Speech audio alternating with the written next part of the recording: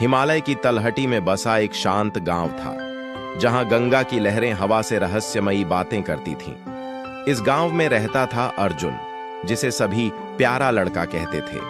उसकी मुस्कान सुबह के सूरज की तरह चमकती थी, जो सबसे अंधेरे कोनों को रोशन कर देती थी। लेकिन अर्जुन का जीवन आसान नहीं था। छोटी उम्र में अनाथ हो चुके अर्जुन अपनी बूढ़ी दादी के साथ एक छोटी सी झोपड़ी में रहता था। वह गांव के बाजार में हस्तनिर्मित टोकरियां बेचकर थोड़ा बहुत कमा लेता था। अर्जुन का एक सपना था, गांव के उन बच्चों के लिए एक छोटा सा स्कूल बनाना जिन्हें उसकी तरह शिक्षा का अवसर नहीं मिलता था। लेकिन सपने, उसने सीखा, बोझिल होते हैं। गांव वाले भले ही दयालु थे, गरीब थे। गांव का धनी जमींदार राघव अर्जुन की गुहार को ठुकरा देता था। पैसे के बिना सपने देखने वाला बस मूर्ख होता है। राघव ने एक दिन तंज कसते हुए अर्जुन के पैरों के पास एक सिक्का फेंक दिया।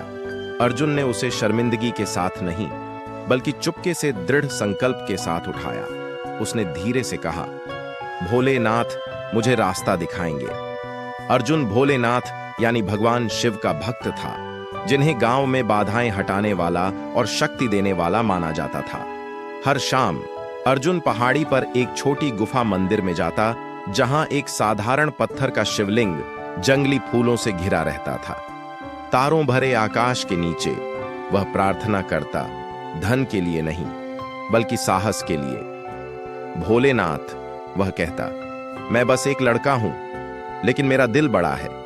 दूसरों के लिए रास्ता रोशन करने में मेरी मदद करें। एक तूफानी रात, जब भोलेनाथ के डमरू की तरह गड़गड़ाहट गूंज रही थी, अर्जुन बाजार में फंस गया। बारिश ने उसकी टोकरियों को बर्बाद कर दिया। भीगा और कांपता हुआ वह एक बरगद के पेड़ के नीचे बैठ गया। उसके सपने उससे कहीं दूर लग रहे थे।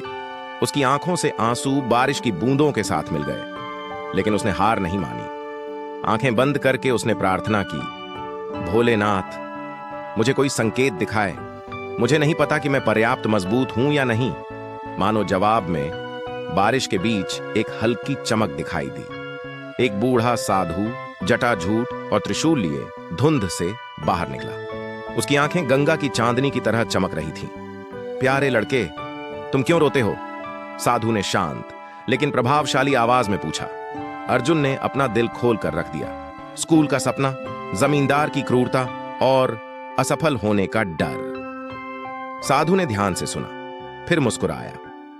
भोलेनाथ, तुम्हारे धन की थैली का आकार नहीं, बल्कि तुम्हारी आत्मा की आग देखते हैं। तुम जितना सोचते हो उससे कहीं अधिक मजबूत हो, लेकिन अकेली ताकत काफी नहीं। तुम्हें विश्वास करना होगा कि दुनिया तुम्हें आधा रास्ता मिलेगी। उलझन में अर्जुन ने पूछा, मैं यह कैसे करूं बाबा? साधु ने उसे एक छोटा चिकना पत्थर दिया, जिस पर त्रिशूल उकेरा था। यह पहाड़ का टुकड़ा है, भोलेनाथ का आशीर्वाद लिए। इसे रखो और यह तुम्हें याद दिलाएगा कि एक छोटा सा कंकड़ भी नदी में लहरें पैदा कर सकता है। छोटे से शुरू करो, लेकिन शुरू करो। दुनिया तुम्हारा साथ देगी। अगली सुबह अर्जुन नई ऊर्जा के साथ जागा।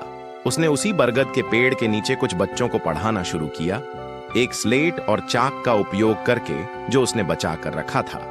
उसने उन्हें भोलेनाथ की बहादुरी की कहानियां सुनाई कि कैसे उन्होंने दुनिया को बचाने के लिए विष पिया और कैसे छोटे छोटे दयालु कार्य जीवन बदल सकते हैं।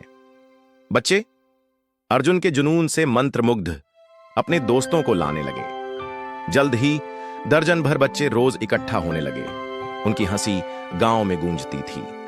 अर्जुन के प्रयासों की खबर मीरा तक पहुंची, एक दयालु बुनकर जिसे एक बार एक घुमक्कड़ साधु ने पढ़ना सिखाया था।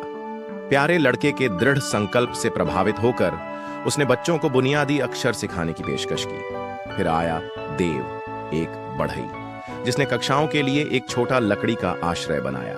धीरे धीरे गांव अर्जुन के सपने के इर्द गिर्द एकजुट होने लगा। यहां तक कि संशयी जमींदार राघव भी इस बदलाव को नजरअंदाज नहीं कर सका। एक दिन उसने बच्चों को बरगद के पेड़ के नीचे कविताएं पढ़ते देखा। उनकी आंखें आशा से चमक रही थीं। उसके दिल में कुछ हिला।